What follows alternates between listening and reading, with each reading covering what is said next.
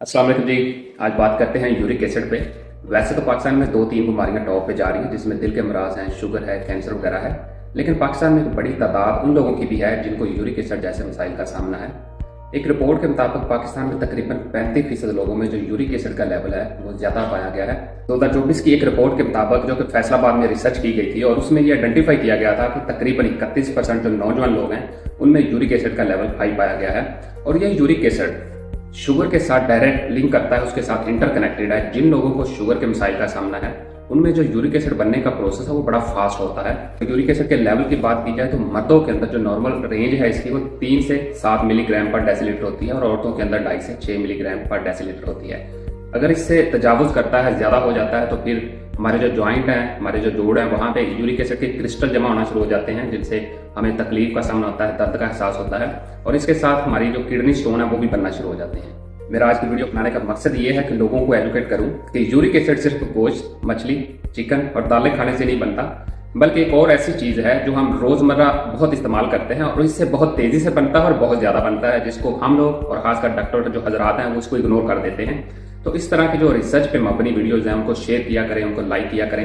तो चले मैं आपको ये पहले एक यूरिक एसिड बनने का पूरा मैकेनिज्म बताता हूँ कि किन चीजों से बेसिकली ये बनता है और फिर हम इसको किस तरह से मैनेज कर सकते हैं। अगर यूरिक एसिड के बनने की बात की जाए तो हमारे जिस्म में जो हमारा डीएनए है इसमें नाइट्रोजीनियस बेसिस होती है, जैसा कि प्योरीन और पैरिमिडीन। जब ये प्योरीन हमारे लीवर के अंदर जाती है, हमारे जिगर के अंदर जाती है, वहां पे इनकी ब्रेक डाउन होती है, इनको तोड़ा जाता है। इस टूटने के नतीजे में जो बाई प्रोडक्ट बनती है या वेस्ट प्रोडक्ट बनती है वो यूरिक एसिड होता है। ये नाइट्रोजीनियस बेसिस यानी प्योरीन गोश्त के अंदर, दालों के अंदर, मछली के अंदर, चिकन के अंदर पाई जाती है। जितना आप इन प्रोडक्ट का ज्यादा इस्तेमाल करेंगे उतना ही आपके लिवर के अंदर यूरिक एसिड बाई प्रोडक्ट या वेस्ट मटेरियल के तौर पे ज्यादा बनेगा। और अगर आपकी किडनी यानी आपके गुर्दे इसको सही से रिमूव नहीं करते बॉडी से, तो फिर ये आपके गुर्दों के अंदर स्टोन की फॉर्म में, पत्थरी की फॉर्म में जमा होना शुरू हो जाता है। और उसके बाद यही बात नहीं रुकती, ये जो आपके घुटने हैं, जोड़ हैं, जॉइंट हैं, वहां पे भी क्रिस्टल की फॉर्म में जमना शुरू हो जाता है, इकट्ठा होना शुरू हो जाता है, जिससे आपको पेन का एहसास होता है, दर्द रहता है। जो यूरिक एसिड गोश्त, मछली या दालें वगैरह खाने से बनता है वो डिपेंड करता है कि आप ये चीजें कितनी अमाउंट में खा रहे हैं। अगर आप ज्यादा गोश्त खाएंगे तो डेफिनेटली जो यूरिक एसिड है वो ज्यादा बनेगा। लेकिन जो अभी चीज मैं आपको बताने जा रहा हूं इससे बहुत ज्यादा बनता है और बहुत तेजी से बनता है, और ये है फ्रुक्टोज। जैसे ग्लूकोज शुगर है, इसी तरह से फ्रुक्टोज भी एक शुगर है। और ये जितने भी कार्बोहाइड्रेट्स यानी जितनी भी शुगर हैं, फ्रुक्टोज सबसे मीठी शुगर है। और अगर फ्रूट्स की बात की जाए तो फ्रुक्टोज सबसे ज्यादा आम के अंदर पाया जाता है, उसके बाद सेब के अंदर पाया जाता है, तरबूज के अंदर पाया जाता है। और ये जो हम घरों में चीनी का इस्तेमाल करते हैं जो कि गन्ने के रस से बनाई जाती है, इसके अंदर डाइसैकराइड होती है। और ये डाइसैकराइड मतलब कि 2 यूनिट होते हैं, एक यूनिट फ्रुक्टोज का होता है और एक साथ में ग्लूकोज का होता है। और जब हम इसको कंज्यूम करते हैं तो हमारे जिस्म के अंदर, हमारे लिवर के अंदर फ्रुक्टोज को अलग कर दिया जाता है और ग्लूकोज को अलग कर दिया जाता है। तो फ्रुक्टोज ग्लूकोज से भी ज्यादा मीठी होती है। अब आप सोच रहे होंगे कि फ्रुक्टोज से यूरिक एसिड कैसे बनता है। मिसाल के तौर पे आपने पेप्सी की एक बोतल पी है और इस बोतल के अंदर कॉर्न सिरप यूज किया गया है, और इस सिरप में फ्रुक्टोज बहुत ज्यादा मिकदार में होता है। जैसे ही आपने पेप्सी की बोतल पी, ये फ्रुक्टोज आपके लिवर के अंदर गया, वहां पे इसकी ब्रेक डाउन स्टार्ट हुई, इसका मेटाबॉलिज्म स्टार्ट हुआ। तो इसको तोड़ने के लिए एनर्जी की जरूरत होती है। जैसे आप कोई काम करते हैं तो आपको एनर्जी की जरूरत है, इसी तरह से जब हमारे लिवर के अंदर फ्रुक्टोज को तोड़ा जाता है तो इसके लिए एनर्जी एटीपी से आ रही होती है, यानी एडिनोसिन ट्राइफॉस्फेट।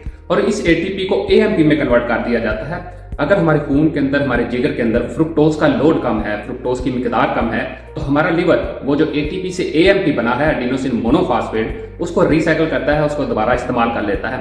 लेकिन अगर फ्रुक्टोज की मिकदार बहुत ज्यादा है लिवर के अंदर, खून के अंदर, तो ये हमारा लिवर सेल जो वो बिजी रहते हैं फ्रुक्टोज को तोड़ने में, और जो एएमपी बनता है उसको रिसाइकल करने की बजाय उसको डायरेक्टली यूरिक एसिड में कन्वर्ट कर देते हैं। उससे यूरिक एसिड बनना शुरू हो जाता है। हमारे जिगर के अंदर ये जो एएमपी बनता है ये डायरेक्टली यूरिक एसिड में कन्वर्ट नहीं होता, बल्कि एएमपी पहले इनोसिन में कन्वर्ट होगा, उससे हेपोजेंथिन में कन्वर्ट होगा, फिर जेंथिन में कन्वर्ट होगा और फिर यूरिक एसिड में कन्वर्ट होगा। और ये सारा काम एंजाइमेटिकली हो रहा होता है। हमारे जिस्म के अंदर यूरिक एसिड का बहुत ज्यादा बनना हमारे पूरे लाइफस्टाइल का, हमारी नाकसुराह का नतीजा होता है।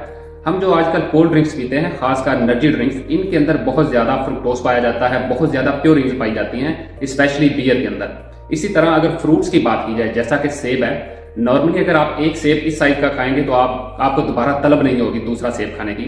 लेकिन आजकल हम अपना जो लाइफस्टाइल उसको चेंज कर लिया है। सेब खाने की बजाय हम क्या करते हैं, 4-5 सेबों का जूस निकालते हैं और पूरा ग्लास पी जाते हैं। अब मुझे आप बताएं कि एक सेब के अंदर फ्रुक्टोज की मिकदार ज़्यादा है या वो जो आपने एक गिलास जूस का बनाया है 5 सेबों से उसके अंदर ज़्यादा है। डेफिनेटली उस गिलास के अंदर ज़्यादा चली गई है।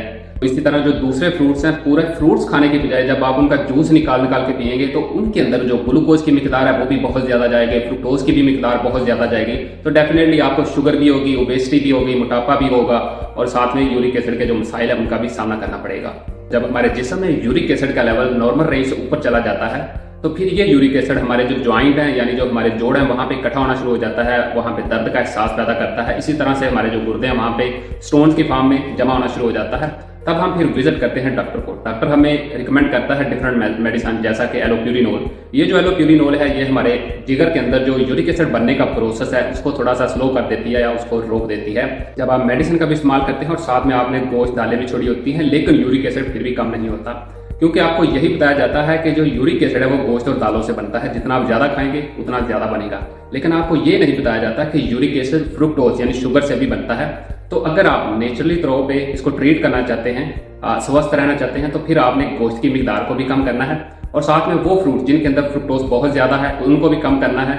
और जो कोल्ड ड्रिंक्स आप बहुत ज्यादा पीते हैं जिनके अंदर कॉर्न सिरप यूज किया जाता है उसको भी कम इस्तेमाल करना है और साथ में एक्सरसाइज करनी है। इससे आप यूरिक एसिड का जो लेवल है उसको कंट्रोल कर सकते हैं और जो जॉइंट पेन वगैरह है उससे बच सकते हैं, किडनी स्टोन से बच सकते हैं और एक अच्छी लाइफ गुजार सकते हैं। इस तरह की जो अवेयरनेस वाली वीडियो होती हैं लोगों के साथ लाजमी शेयर किया करें ताकि वो लोग जो इन चीज़ों में सफ़र कर रहे हैं, मुब्तला हैं, वो इन वीडियोस को देख के अपना लाइफस्टाइल चेंज करके अपने आप को बदलने, अपनी सेहत को बेहतर बना सकते हैं। और मुझे फॉलो लाजमी कर लें। सी यू नेक्स्ट वीडियो।